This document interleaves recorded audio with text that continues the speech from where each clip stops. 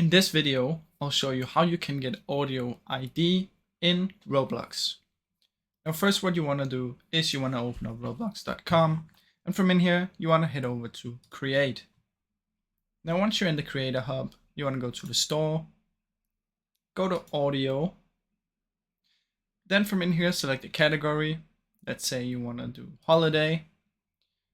Find the one that you like. You can listen to them out here. Once you found the one you like, click on the little drop down, click more info. Now, once you're on this page, up in the URL, you'll see some numbers right after asset. This number will be the audio ID. So you can simply copy it here and you can use it wherever you want. You can also click get audio if you want to put it in your Roblox, but this up here will be the ID. So that's basically how you can do it, guys. Now, I really hope you enjoyed this video.